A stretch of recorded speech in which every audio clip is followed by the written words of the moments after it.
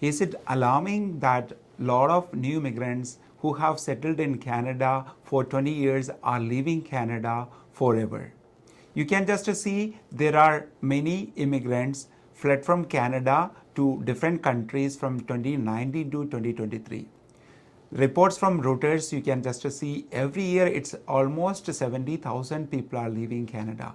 Now let us discuss different factors contributing to their decisions, and let's have a problem solution based analysis right now. People have come from different countries with lots of aspirations and dreams to Canada, the land of opportunities. When people come here, normally they compare their lifestyle with back home. For example, I am from India. I landed in 2017 in Canada with my family. So before coming in Canada, I had a thorough research about Canada. So what is the lifestyle of Canada, and what I can do in Canada. In most of the cases, people don't do much research. Nowadays, people just rely on the post on social media. The reason number one is the professional career development.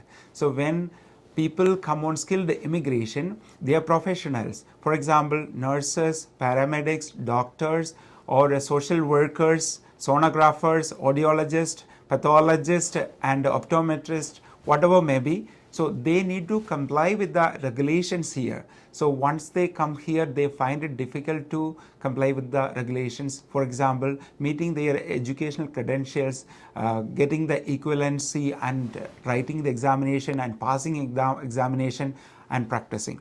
So this takes time actually. So what you have to do for this is, when you start your PR filing, start working on it as well. So you need to just focus on what are the credentials I need to get from my previous universities, or work experience I have to take, and what are the short-term courses I can take during this time.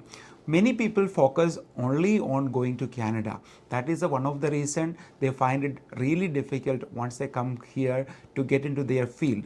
Because when you are in Canada, it is really difficult to get the papers done from abroad actually. It takes a lot of time, and also money has to be spent on it. So work on your credentials beforehand. When you consider the trades, for example, welders, electricians, plumbers, whatever it is, those who have Middle East experience, or any other country experience, whatever it is, your professional registration there and the experience can be transferred to Canada. For example, an electrician who has worked in Nigeria and who has got an engineering degree or kind of a diploma or whatever it is, and has got enough experience, then you can take those experience from there. The proper letterhead format will be provided from the board, so you can get such sample letters and get those letters, and this can add to your apprentice hours here in Canada. In Canada, you need to have 9,000 hours of work experience to become an electrician. So it takes time. So you may have to do one course here, then continuously you have to work for some times, but your back home experience would be a help to add to your hours. Now let's see what happens to the skilled immigrants from HR background, IT background, or similar business background. So these people are not regulated here. If you have real skill, you can get a job here. So finding a job is not that easy nowadays. It takes time actually. You need to build up a good network, and also you need to have more referrals here. So that is how it works. And if you have certifications, small certifications or diploma, which is a Canadian college based or something, then you have more preferences. And Canadian experience is another thing. Canadian experience was one of the hazard for newcomers to get a job actually. Now certain governments are planning to remove that part from the job descriptions and add your own experience there. So that is how you can get into. But I say is that when you come to Canada, it is better to have some Canadian experience.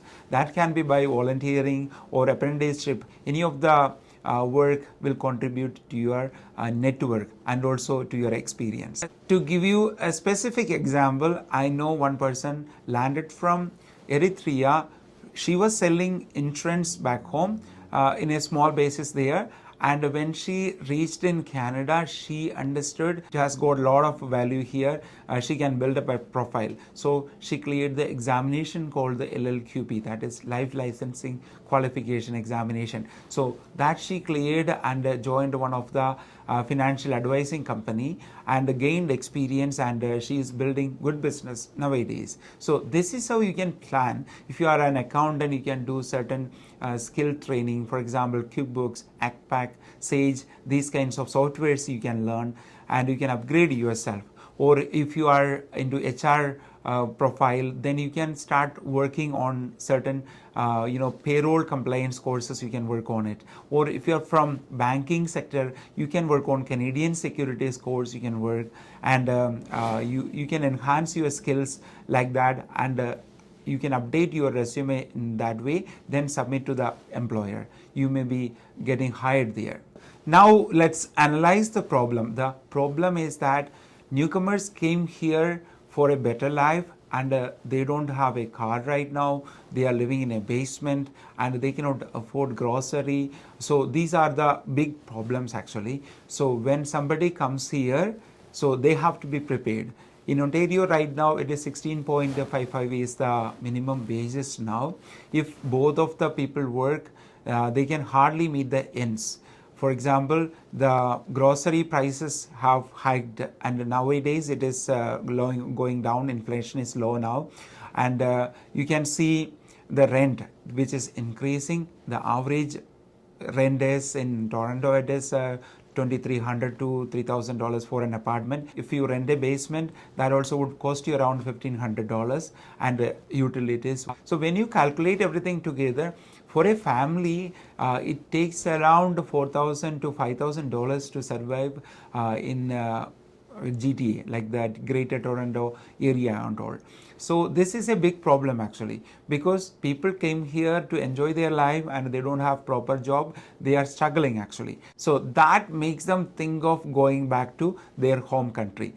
So the solution is that, so when you come here, anyway you have to do survival jobs for certain months. People who are coming here need to find out smaller cities which are affordable for newcomers. And also you can get government services, like there are lots of funds available for newcomers to study and cover their living expenses. So you can find those things, and one of you start learning. One of you concentrate on your skill development and registration, so other person can work on survival things and taking care of the whole family. Then one person graduated, then got the professional registration, you can switch it. The other person can work on the professional registration. That is how we can improve our quality of life here in Canada. Gradually you can come to your expectation, the life which you want to build up in Canada. Paying tax in Canada is a reason to move to other countries. So many people consider, once they get the professional registration here, they may have good salaries, good earnings, or they have developed a business and they have good earnings here. So once they have more salary here, they may have to pay more. For example, if you are working on minimum wages and you are just earning only, the family is earning only 26,000, you may not have to pay much tax to government. So you will be getting refund here. Then you will get lots of benefits also, like a child tax subsidy and child care subsidy, lots of things you get. So people stay during their survival years. Once you get your professional salary over 100,000 or 200,000 Canadian dollars, then you have to pay a big amount to government. Like I can say 30% you may have to pay. Sometimes it is 50% you have to pay to the government. So then people consider moving out to other countries and earning more there, saving more there. For example, Middle East. I know some people have gone to Middle East and they work, but they are Canadians and they work there. So these are some of the reasons people consider to move to other countries. According to Statistics Canada, some people move to other countries, like people from Lebanon or Greece and China. They have a moving habit. Like in 20 years, they move to other countries actually. So that is also impacting the move from Canada. So for example, people from Hong Kong, they are settled here, and their country is developing, and also they have more opportunities there. So they considering going back to China itself and working there. So they maintain both the citizenships there. So most of the countries have dual citizenship. So they don't find it as a second home. So they go here and there, and they work certain years. Sometimes they come back here. That's what happens when you hear the war news. So a lot of Canadians are settled in different countries, and they are coming back to Canada during wartime actually.